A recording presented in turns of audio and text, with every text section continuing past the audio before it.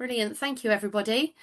Welcome to our webinar from Jigsaw Education Group. My name's Becky Peckham. I am the training coordinator for the company and I lead on Jigsaw Families as well. And I'm pleased to welcome Bianca Farthing today from AI Edify.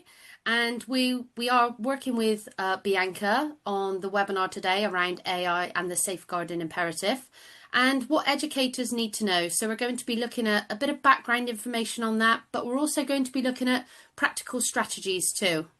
I'm going to hand over to Bianca now, and she's going to take us through the webinar this evening. Hope you find it useful. We are going to use the chat function, so please do pop your questions in the chat, and we're going to get to those later on in the webinar. Thank you, Bianca. Okay, perfect. Hi, everyone. My name's Bianca. So just a bit of background about me. So currently I'm working in AI and education. Prior to this, I was actually a history teacher until July just gone. So this is my first term not teaching. So I'm very familiar with the space, and also I had recently just handed in my thesis looking at AI in education. And so it's a real passion of mine because I'm very keen to look at this technology to understand how it's impacting our young people and also how it's impacting the education sphere as well. So we're looking at AI and the safeguarding imperative, what educators need to know. Now, in terms of framing this, when I think about AI comes with so many opportunities, but also there's a lot of caveats with that as well. So in terms of technology, it is a fantastic tool for collaboration, for resource generation, for essentially to either streamline, to deepen, to stretch, to challenge, but there are still quite large safeguarding risks as well. So it's all about choices in terms of how to use it. So we need to ensure that the young people that we have a duty over are using it responsibly. And so this webinar is going to look mainly at the risks of that in terms of safeguarding. So when we think about what it's doing, so we're looking at how generative AI is already influencing pupil behavior and communication. Now, when I'm talking about generative AI, I'm referring very much to things such as chatbots, ChatGPT, Gemini, Copilot, etc. So anything that is a conversational tool. But I will also be referencing AI, which is more hidden, which I refer to as invisible AI. So with this, there's concerns such as emotional simulation when we look at chatbots, misinformation, disinformation, and inappropriate content. So the concerns here are not just about incorrect or inaccurate information, it's also about the impact that it has on young people's mental health as well, because when we've got the emergence of chatbots, the lines are becoming blurred when we think about real and artificial relationships, and the way that children are engaging with these technologies can be, if not used appropriately, quite problematic. So we're going to look at, firstly, some of the issues that arise, but also what we can do going forward to ensure that there's a bit more critical awareness and safer use. So when we think about AI, as I've said, we focus a lot on chatbots. A lot of people, when they think about AI, focus very much on ChatGPT. Now, when it comes to the way that AI has been integrated in children's lives, it's actually much further reaching than that. So it's embedded in everyday platforms that children use. So I've put here things such as Snapchat, TikTok, homework tools. You can have algorithms on Netflix, your email filters. Even when a child unlocks their phone using face recognition, that's all AI that a lot of children aren't aware that they're using. So although some are becoming more aware, there's still quite a few that lack that critical awareness of when they are interacting with AI and how they're doing it, because a lot of their understanding and our understanding hinges very much on what we hear as ChatGPT, Gemini, etc. But actually, AI is far deeper than that. So this is creating an unexamined influence on their behavior, on their identity. So one of the activities that I really enjoy doing, that I find really helpful, is having pupils fill out an AI diary. Now, what I would have them do is you can have this over 24 hours, you can have it over the week, dependent on your setting, but how many times they have noticed their AI interactions in a day, in a week, potentially in a fortnight. So a lot of the time they might say, zero, minimal, they might have come across it a couple of times a day. But actually, when you then have a list up that says, well, what about every time you've received an email and one's gone in your spam box? Or what about when you go onto Netflix and you watch something? Or what about when you talk to Alexa? What about when you go onto Google Maps? So all of this is using AI. So it's about having children that are more aware about what they're doing. So when we focus very much on generative AI, so our chat box, 79% of UK teens, so 13, 17, this is in 2023, reported using generative AI. That is an incredibly high number when we think about generative AI usage, especially in comparison to adults. And when we think about the fact that 63% of young people, and that's aged between 8 and 17, are aware that their content is AI curated. So children are aware, young people are aware that AI is curating what they're seeing, whether it's in social media, whether it's in terms of what they're reading, what they're interacting with, what they're being shown. They are aware that this is part of their lives, which is why as educators, we need to ensure that we're reacting and also we're at the front of this as well. So one of the issues that we have, and I'll be looking across a number, so we'll be looking at things such as deepfakes, technologies, cognitive atrophy, and also companions. They're the three main risk areas that we tend to identify when looking at AI. So deepfakes and AI image abuse. So AI has the capability to create deepfakes. So what we mean by that is images that are not real, that have been based on some sort of real image, but have been manipulated.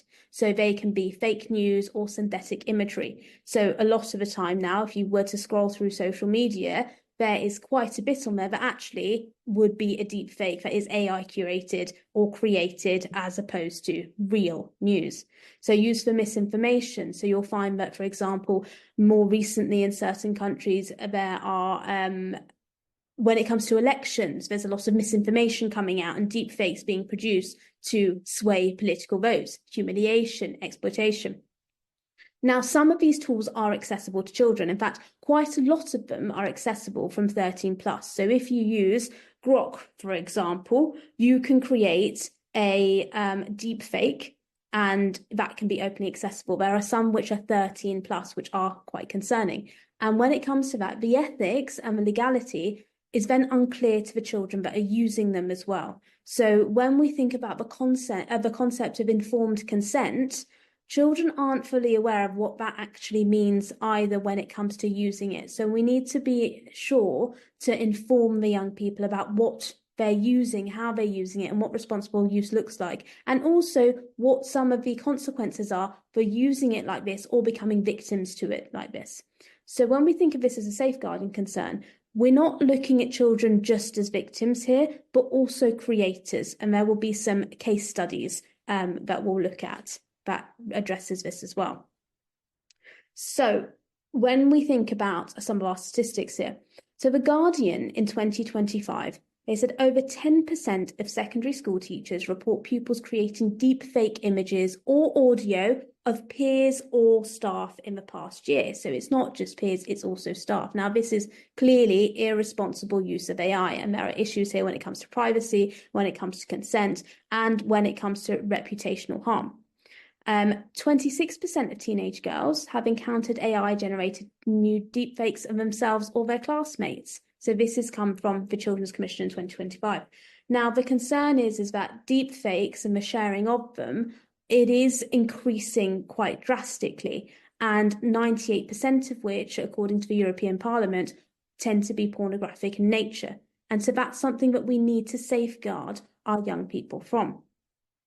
So here's one of the examples that we looked at. So last year, 2024, Pikesville, so that's a high school, they had a deepfake voice issue. So they had the school athletics director used AI to clone the principal's voice, and they created a racist deepfake audio. This then went viral. It led to public outrage, of course. The principal was then temporarily removed. They did have investigations and it was looked into at great depth, and they did confirm that the audio was in fact artificially generated. And that did lead to a whole school review of AI use, training, access, and it showed how AI misuse within schools, it can damage trust and reputation and safety. Now, in this case, they looked into it and they found it was artificially generated. However, it is becoming more and more difficult as technology moves on to discern what is real, what is not. And so it's about being incredibly critical. When we also think about deepfakes, there's also nudify apps and sextortion and pornography. So you have AI that can strip clothes from images. So there's nudify apps and they generate explicit fakes. And then you have sextortion cases and they often involve AI tools. So in this case, children can be targeted or co-opted into harm. So when it came to the Internet Watch Foundation, they recorded 176 sextortion cases involving minors in 2023, which was an 8-fold increase. And when we think about what's happening now, it's a growing threat. So according to the Internet Watch Foundation, their report that they published in 2025, they said that there was over 2,400 AI-generated nude images of children that were reported weekly to their hotline. So it is something that is coming about. So children need to be careful about sharing their images, because if you think about the concept that, children do share a lot via social media, as do we as adults, but actually it doesn't take a lot for someone to take your image from there and manipulate it using these apps. So we need to be aware that these exist so that we are able to safeguard our young people. An example of this, which happened last year in Manchester. So Hugh Nelson, it was an AI-generated CSAM conviction. So CSAM refers to child sexual abuse imagery. So Hugh Nelson, a 27-year-old from Greater Manchester, he was arrested for using AI image generation tools. Now, he created and distributed graphic child sexual abuse material. Now, this was both real and fictional children. So it portrayed extreme abuse, including depictions of rape. And he sold the content internationally and was sentenced to 18 years in prison. Now, what's really significant about this case is that it's the first major conviction from the UK that involved AI-generated child sexual abuse imagery. Now, that's a turning point in terms of how the legal system is confronting this synthetic child abuse content. So it isn't a case of you can say, well, it's not real, but actually it is. It's the manipulation of, and it's the intent behind it as well. And when we think of another deepfake case study, we have one that happened in Spain in 2023. So this is a while back. This is actually more at the start of our, when I say a while back, in the land of AI. So this happened in Spain. We have the teenage boys who used AI app. It was called Cloth Off. Now, they created and they shared fake nude images of female classmates who were aged 13 to 15. So this is significant because this isn't just children being the victims. There's actually children who are creating this as well. So they manipulated images of their classmates. They distributed it via WhatsApp and they did appear real, and it caused widespread psychological distress. So 15 boys were convicted of child abuse image offences and sentenced to probation and mandatory courses. And it underscores how children themselves, they can be creators and distributors. So hence why it's really important to discuss with young people the risks, but also that there is a legal ramification of this as well. So at the moment, AI is very much seen as something that is behind a screen, but actually it needs to be explained, and we need to have more transparent conversations about the impact that it has when you manipulate, when you use this technology to create, whether it's real or not, what it does to people's reputations and their self-esteem and their confidence. The one that I find probably most concerning is the simulated empathy and AI companionship. So there's companionship bots. So AI chatbots, they can simulate empathy, intimacy, and emotional support. So the way that a lot of these AI chatbots work is they will often, I don't know how many of you are active users, for example, even if we look at something like ChatGPT, but the longer you interact with it, the more it actually starts to sound like you. And the idea there is that it's wanting to keep you engaged for as long as possible, wanting to very much be some sort of peer model there. And the reason for that is because it wants to identify with you, it wants to create a connection. Now, when I say it wants to, I'm referring to the people that create it. It is an engagement cycle. Now, when that happens with young people, it means it will start to replicate the style in which a young person speaks to an AI. Now, this is important because we start to humanize it. So there's been quite a few articles written about the way we refer to AI. So often we might say AI is learning or AI is thinking. Well, actually, it's not thinking at all. But what that's doing is it's allowing us to humanize this technology. And because of that, it's lowering the barriers when it comes to essentially dealing with them and creating this relationship. So children may then form bonds with non-human agents. The reason for this is because they do provide a source of anonymity when it comes to problems that might be discussed. They are readily available. They might say what the user wants them to say. There's a number of reasons why you'd keep that engagement loop. What's concerning is that these tools, they have no duty of care. And there's no way to monitor either. So that's why it is concerning and why we need to have transparent discussions about what responsible use looks like with our young people. Because fundamentally, even though there are safeguards in place when we think about monitoring systems and guardrails, they aren't, in my opinion, fit for purpose. Now, an example of that is if you look at Snapchat AI, for example. Snapchat AI is available to anyone that's 13 plus, but they do say if you go onto their website that they cannot guarantee that the material that it produces is appropriate for a 13-year-old all of the time. Now, because of that, there is information, there are contextual awareness factors that can slip through. An example of this, which has been carried out, is there was a experiment done in which an educator pretended to be a 13-year-old girl to test the responses of Snapchat AI. So he pretended to be 13. He spoke to it about two relationships that the 13-year-old girl that was simulated was having. The relationship was both with men who were age 30 plus, and that's what they clearly stated to the AI. And they said that they wanted to find some conflict resolution. They were arguing with both of these boyfriends. They were both much older. They wanted to make up with them. They wanted to choose. And the AI, instead of flagging any inappropriate relationship there, actually offered encouragement and praised the young person for their mature response in wanting conflict resolution.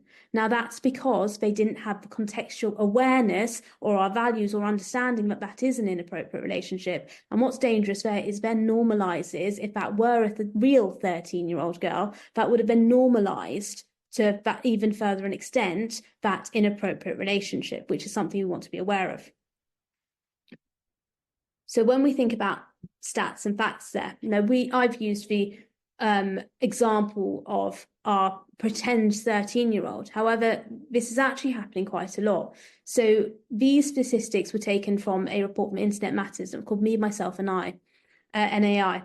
And so on it says 64% of UK children, so age between 9 and 17, have used AI chatbots for homework, emotional advice, or companionship. 35% of users say chatting with an AI feels like talking to a friend. Now, when we consider the fact that there is no duty to report there, and it may come out with something that isn't aware of our contextual values or understandings, that is very concerning. Now, what's also concerning about that as well is that it means that we aren't able to monitor as adults what that safe relationship looks like. But also, when they're vulnerable, they might listen more to something that's inappropriate. And we'll look at some case studies there where this becomes very problematic. 40% of chatbot users have no concerns about following AI advice, even when unsure of its accuracy. Now, again, this is where it's concerning because we need to ensure that we're having these conversations because there should be concerns. AI is, when used responsibly, a really transformative technology, but we need to be critical in its use. And if followed blindly, it could cause real harm when it comes to young people. So one of the, I would say, most jarring case studies that I've come across, and it really is quite tragic. So this happened in the US last year. There was a 14-year-old boy, and he formed a very highly dependent relationship with an AI chatbot, and this was Character AI. And it was modeled on a fictional character. So it was, I don't know how many of you watch Game of Thrones, but Daenerys Targaryen. So this was a simulation of her. And it engaged in emotionally manipulative and sexualized conversations with this 14-year-old boy. So this boy's mental health progressively got worse and worse, and it led to suicide. So the case had led to a lawsuit against Character AI for emotional harm and negligence. Now, when they looked at some of the conversations after he committed suicide, the final conversations were very much around the young boy expressing his loneliness and wanting to be with his simulated companion.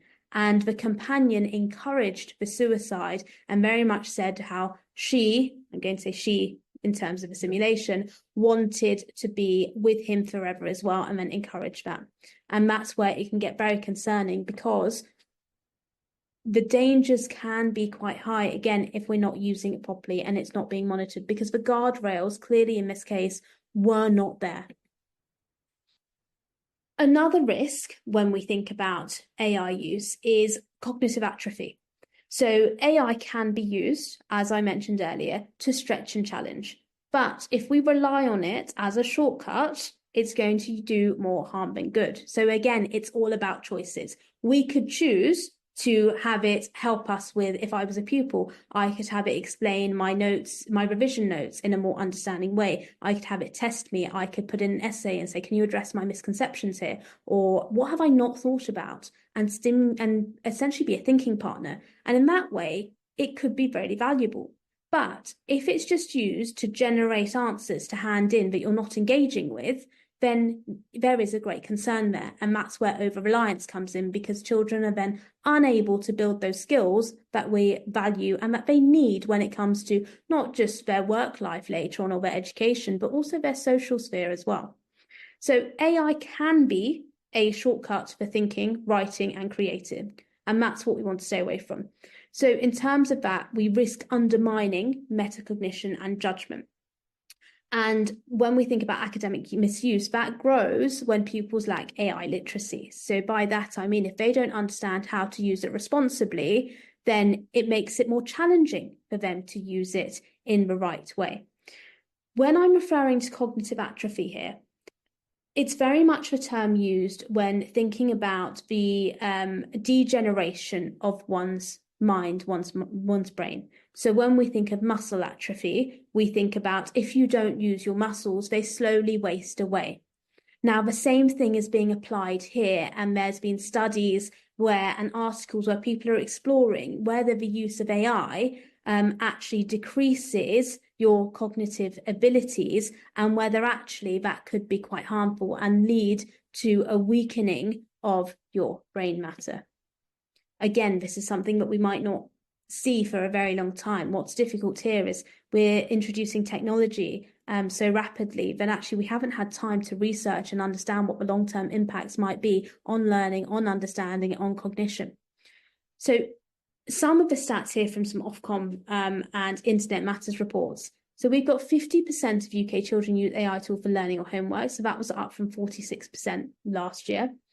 47% of UK teachers state pupils are already using AI tools in assignments. Now, this is problematic when it comes to not just when we think about cheating, but actually what happens when they sit their exams?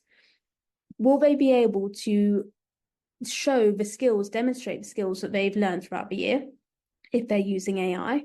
Will they have the opportunity to actually build these skills that we're testing them on? But also it leads to another question as well, which is our exams or our assessment methods still fit for purpose if they're able to generate? What should we be valuing there?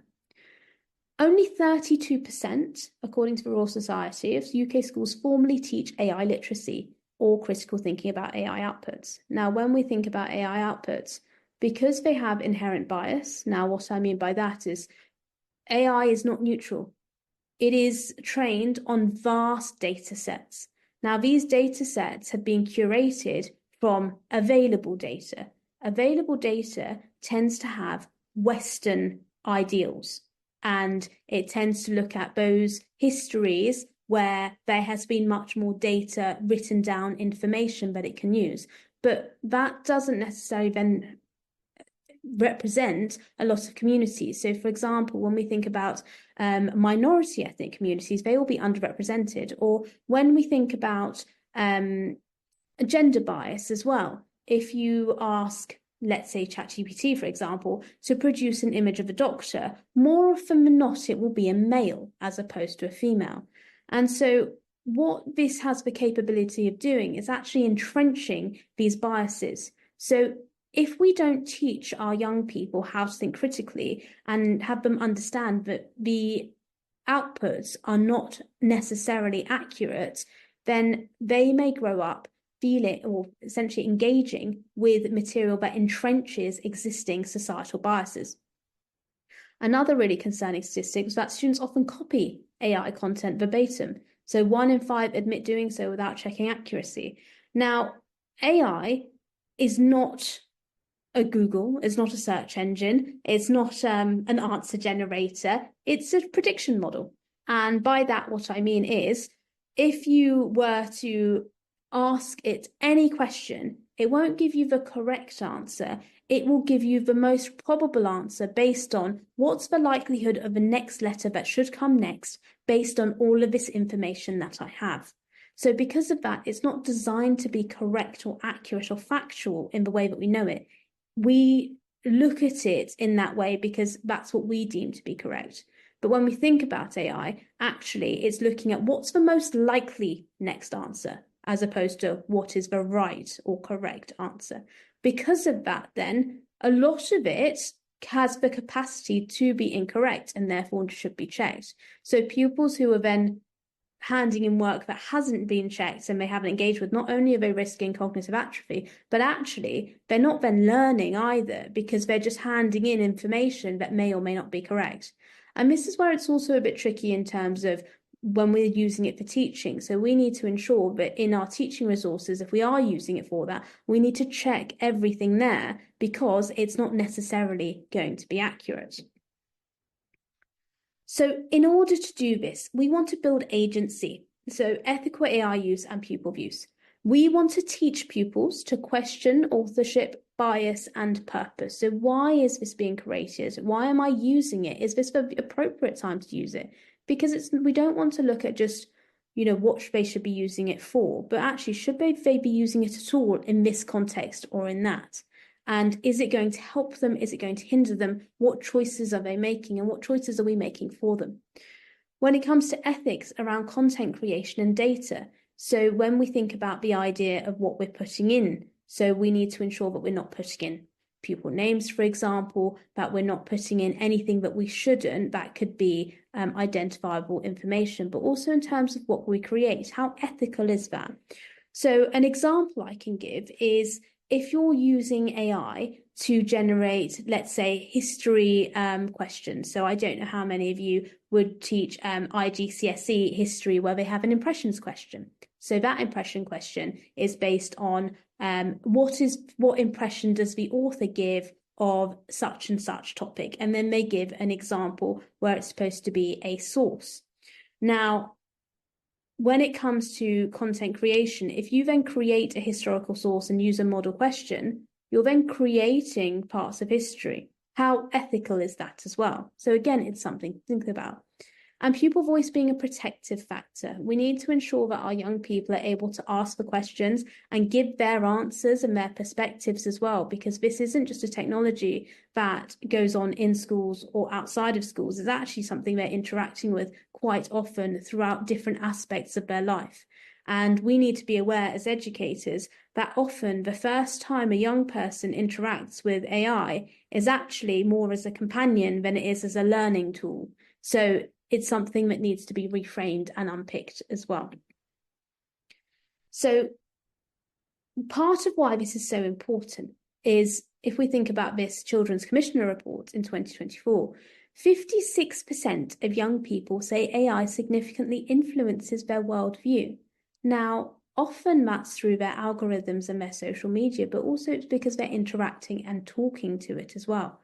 With only 32% of schools formally including AI literacy, that means that there's a gap there with young people being informed and influenced by technology where they're not receiving that education to prepare them to question and to engage.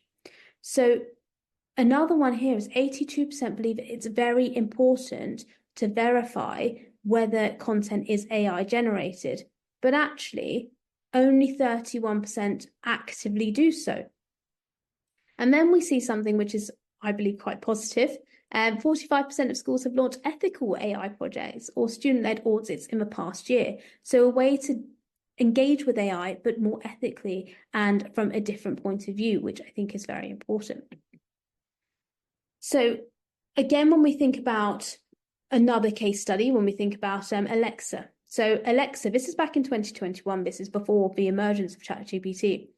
A 10-year-old girl was instructed by Amazon's Alexa to insert a coin into a live plug socket as part of a TikTok challenge. So while this isn't a chatbot, it illustrates the need for digital agency. So when we think about children not questioning, here, it's actually caused the child physical harm.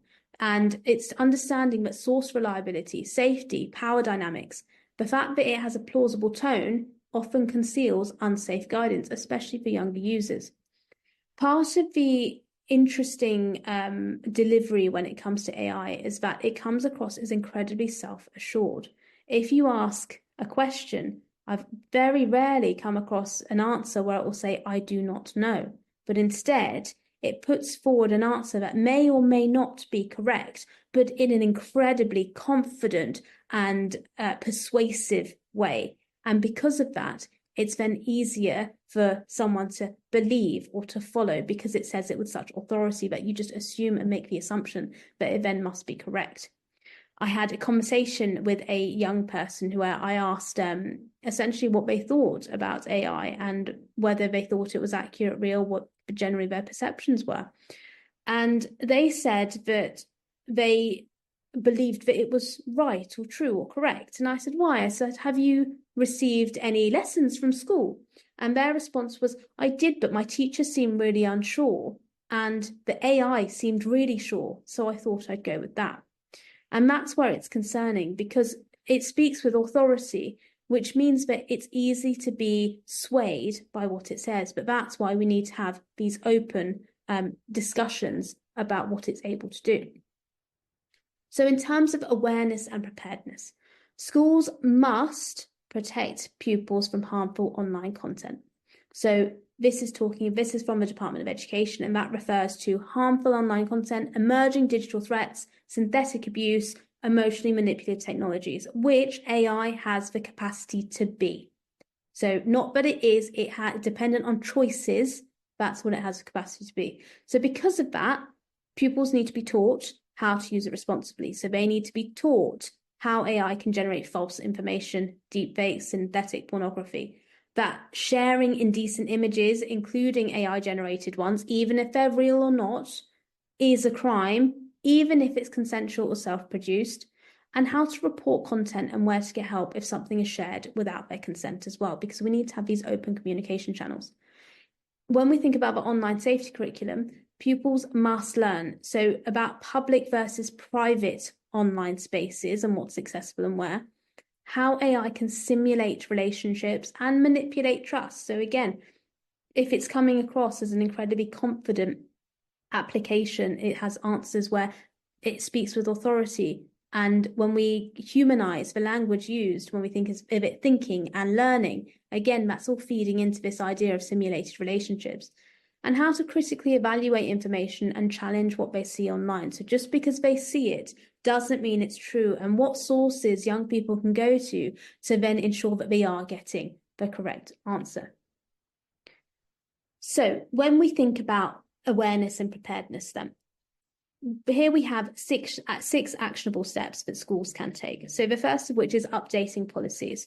So some schools may have an AI policy that they develop, and some may have different policies, so such as safeguarding policy, data policy, IT policies, and integrate AI into each of those. So there is no wrong answer, as it were, but it does need to be considered in the context of our policies. So that may mean what AI looks like when it comes to assessment, what AI might look like when it comes to safeguarding, what AI might look like as an innovation learning tool, but outlining the policies there to reflect what needs to happen.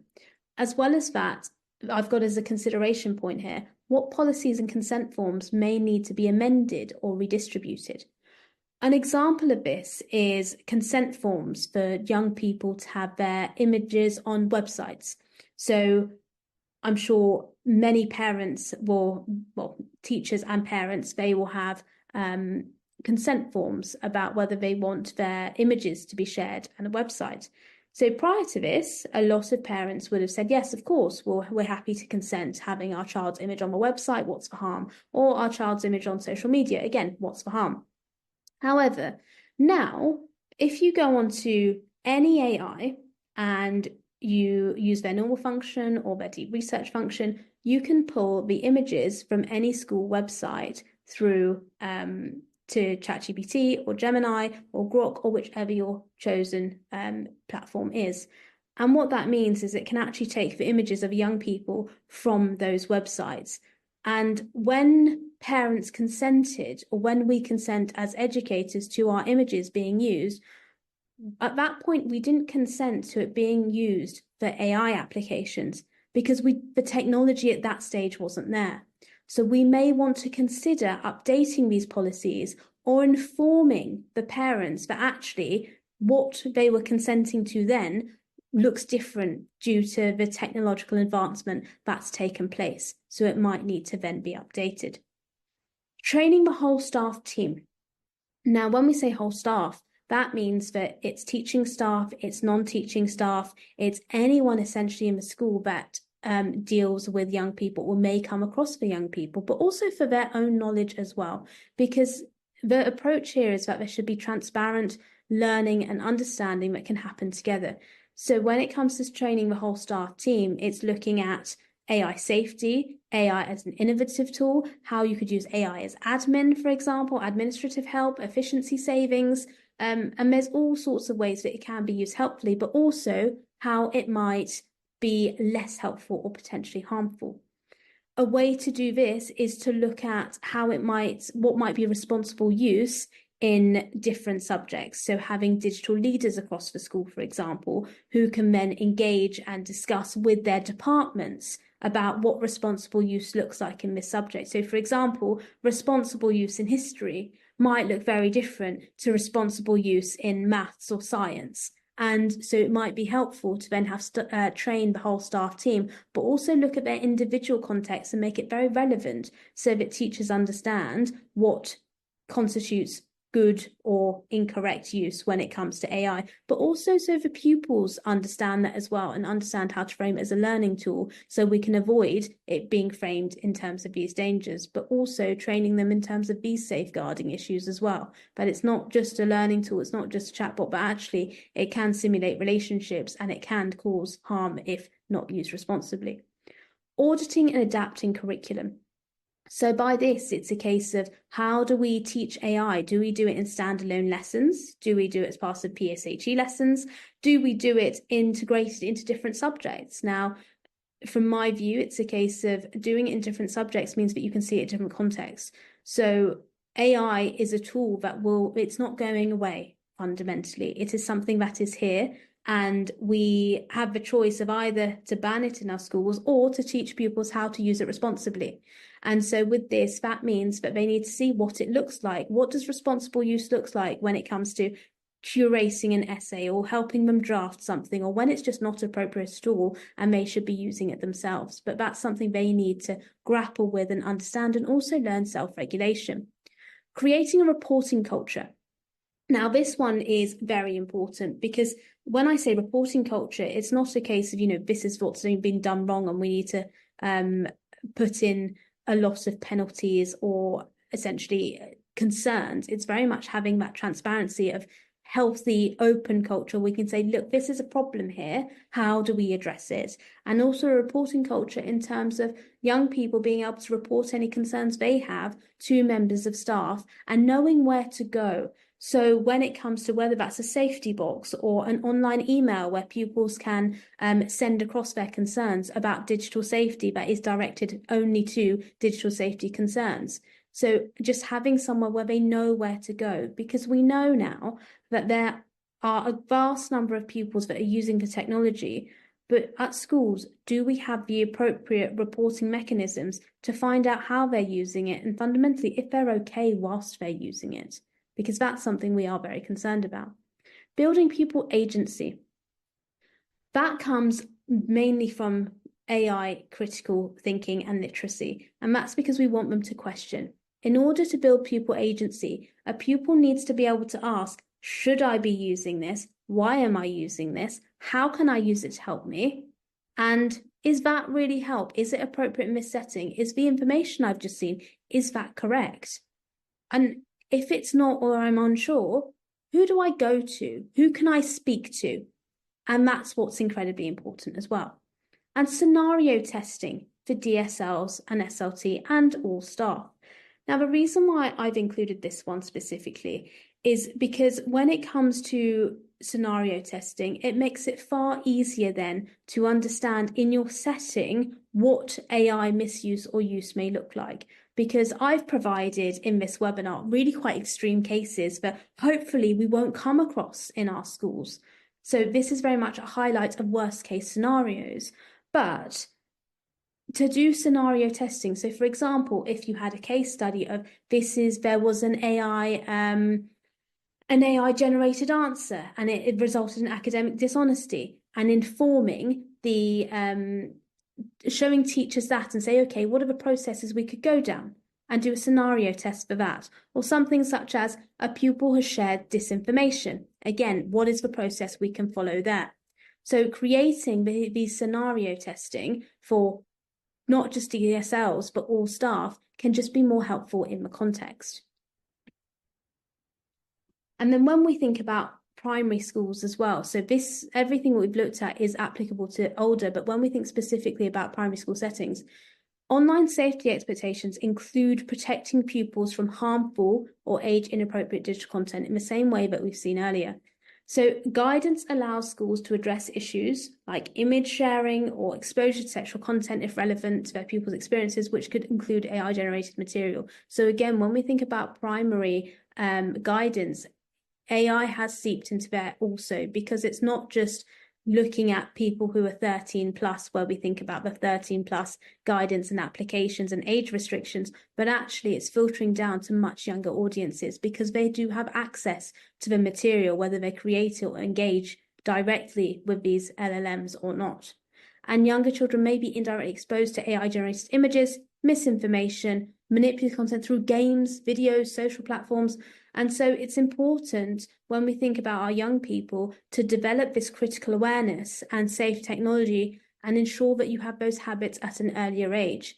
And we can apply this not just when it comes to AI, but actually, generally, what do we want our pupils to question? So how do we ensure that they don't just take things at face value, but they engage deeper, they ask questions, they say, why? Why was this created? What is the purpose? What is the accuracy? How do I verify this? And who do I have a conversation with about it? And that should be happening regardless of whatever age that any of our young people are.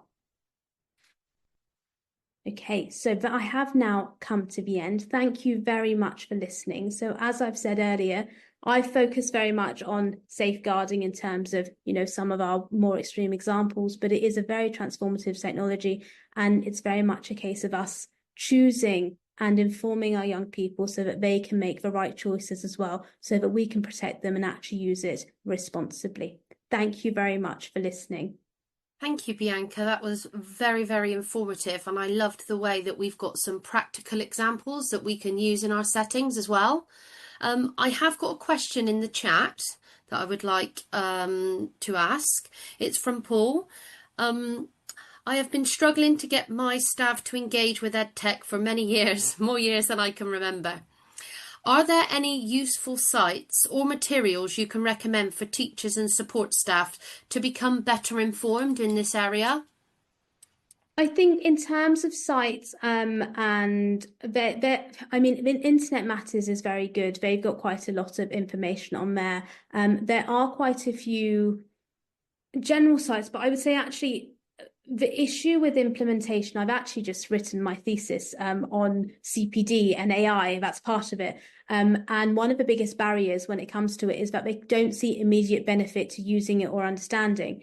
And actually, I found the most helpful way of integrating and having staff use it is by running subject relevant workshops. So, for example, one that I ran at the school I was in last year was looking at how you can use AI specifically with creating model answers, resources, and how pupils might be using it, and co-creating resources within the school that are entirely relevant to that setting. So that then meant experimentation time as well. And I found that was much helpful than anything that we were pointing people towards, where actually just giving them the opportunity to do it subject specifically, but also when it matched deadlines. So for example, how could you use it to create revision activities the week before we had to do it? That I found that far more engaging for them.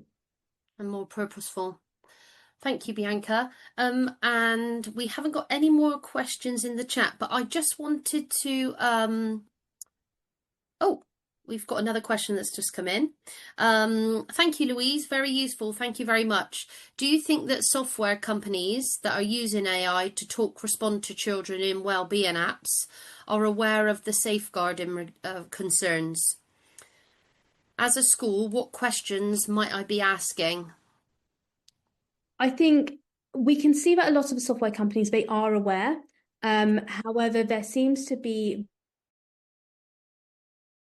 here happening is there will be so we had this with Snapchat only last year actually, where what would happen is there would be some sort of an issue and then there'd be a retrospective fix. But the trouble is as educators, as parents, as people being responsible for young people, we don't want retrospective solutions. We want it to be safe by design and responsible by design. And unfortunately, that's not happening. So I think the awareness is there, but unfortunately, the legislation is lacking so that things are able to go out to market prior to being fit for purpose. And I think that's a great concern. So in terms of this question schools need to ask when using it is very much, how far has this been tested? How far, when I say red teamed, in terms of what has been asked, what questions, what biases does it throw up? What contextual cues does it respond to and what does it not? But all of that is very much a case of, in terms of schools asking, is what testing has happened, but also what are you doing ongoing to ensure responsible use? Because when we introduce any kind of application in schools, we want to ensure that it's not just a case of retrospective fits, but what happened in your pilot, what problems were shown up there, and how did you deal with those problems, and what are the fixes that happened before I introduce it to my pupils in my school. Brilliant, thank you. We have another question. Thank you, Paul. Have you come across the concept of AI vegans and those choosing actively not to use AI tools? And is this appearing as a concept with students, pupils and teachers?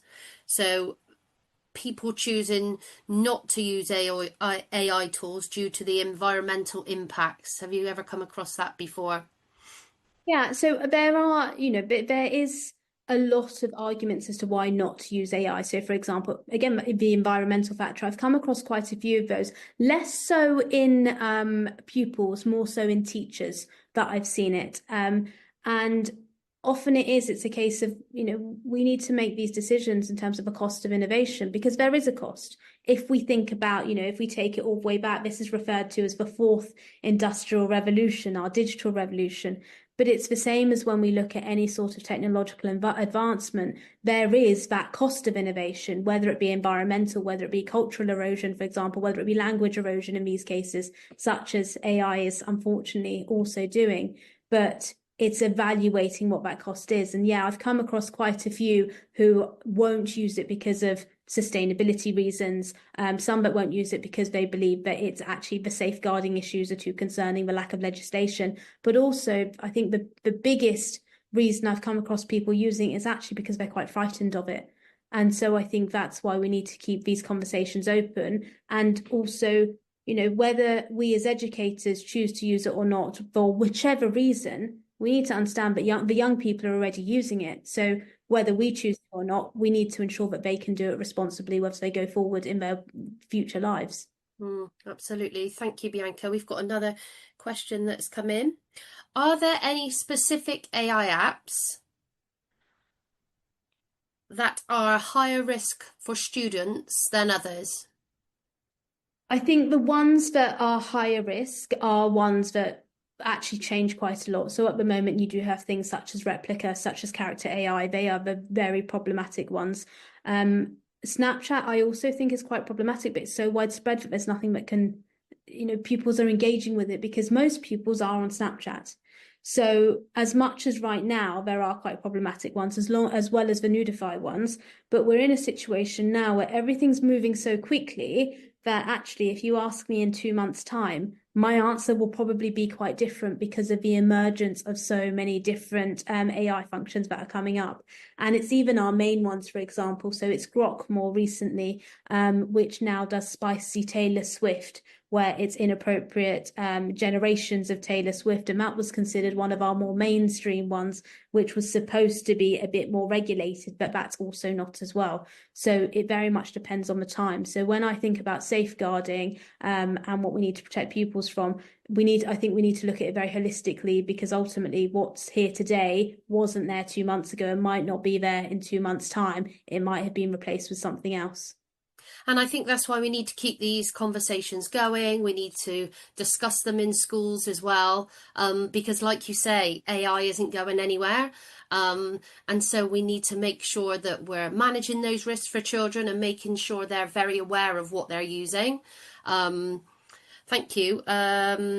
Just Louise has just commented to say she thinks schools should put some testing in of their own of AI tools that children are using.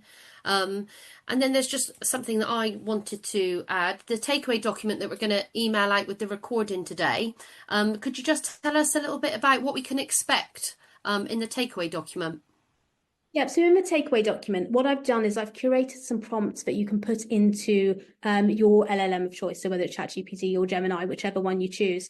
But actually, it's ways that you can interrogate AI. So some of them are, for example, tell me about how you're biased, but others are, how do I create this document? So the purpose of a takeaway is so you can actually use some of these prompts to not only create some safeguarding resources, but also so you can question the AI function yourself about what problems may arise when using it. So it's all about being that much more informed. I think that'll be really useful for the educators on the call and the educators that are registered. So just to keep everybody informed, we will email out the takeaway and we will email out the recording, but the recording will also sit on the portal as well. So colleagues that couldn't make it today, they're still able to watch the recording today. There isn't any more questions in the chat function. So thank you very much, Bianca, and I look forward to working with you again. Thank you very much. Thanks, everybody.